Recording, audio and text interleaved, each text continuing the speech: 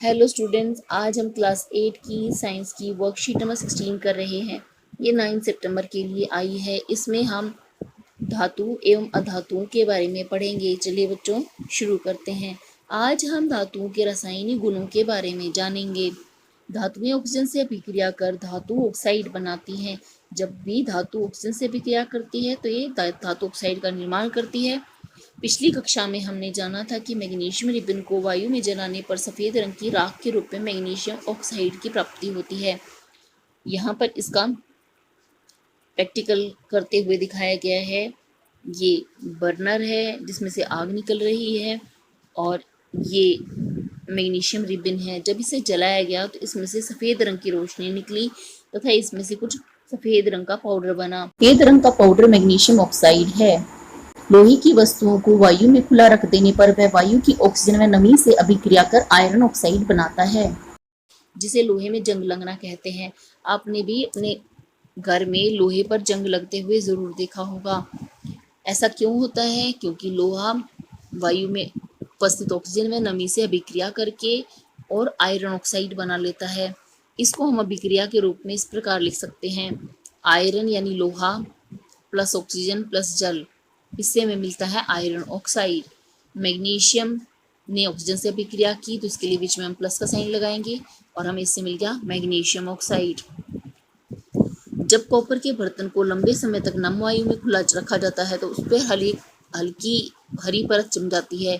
यह पदार्थ copper hydroxide तथा कॉपर कार्बोनेट का मिश्रण होता है। कॉपर धातु भी वायु में उपस्थित जल, कार्बन डाइऑक्साइड और ऑक्सीजन के साथ अभिक्रिया कर लेता है और इससे दो पदार्थों का निर्माण होता है। ये दोनों पदार्थ कॉपर हाइड्रोक्साइड और कॉपर कार्बोनेट, ये दोनों हरे रंग के होते हैं, इसलिए कॉपर के ऊपर हरे रंग की परत जम जाती है। हम एक क्रियाकलाप के द्वारा जानेंगे कि धातु की ऑक्साइड की प्रकृति अम्लीय होती है या क्षारीय। हमें चाहिए लोहे की जंग, हल्दी पेपर, लिटमस पेपर, सूचक और टेस्ट ट्यूब।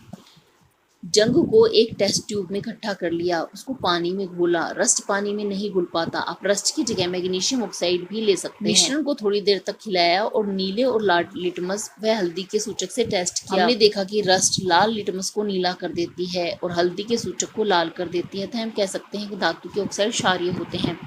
ऐसे पदार्थ जो हल्दी का रंग बदल दें और उसे पीले से लाल में परिवर्तित कर दें, ऐसे पदार्थों को हम क्षारक कहते हैं। जब हमने रस्ट के साथ हल्दी को लेकर देखा, लाल हो गया, इसका मतलब यह रस्ट क्षारीय है।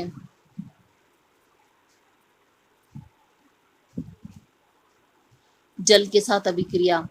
धातुएं जल के साथ अभिक्रिया कर धातु ऑक्साइड बनाती हैं और हाइड्रोजन गैस उत्सर्जित होती है।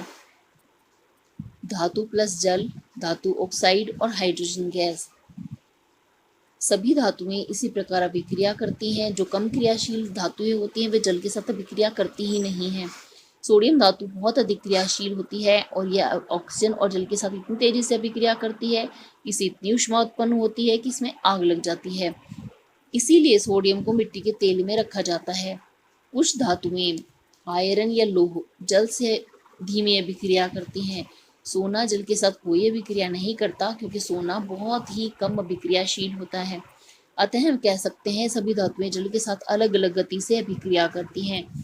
कुछ धातु बहुत जल्दी से अभिक्रिया करती हैं जैसे सोडियम, कुछ धातु बहुत धीरे धीरे अभिक्रिया करती हैं जैसे लोहा, आयरन, और कुछ धातुएं बिल्कुल भी अभिक्रिया नहीं करती हैं जैसे सोना। यहाँ पर एक चित्र दिखाया गया है जिसमें सोडियम को जब वायु में रखा गया तो उसमें आग लग गई। स्वयं को जांचिए। प्रश्न 1, सोडियम धातु को मिट्टी के तेल में क्यों रखा जाता है?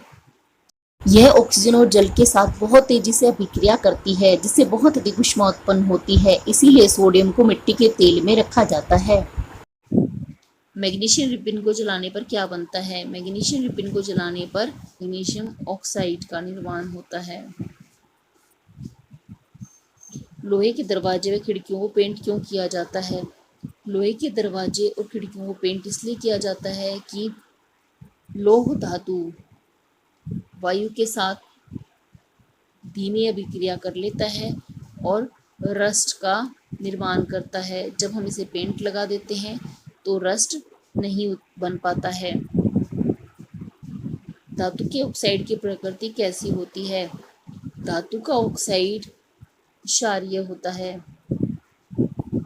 आज की वर्कशीट में इतना ही करना है। जल्द ही नेक्स्ट वर्कशीट के सॉल्यूशन के साथ मिलेंगे।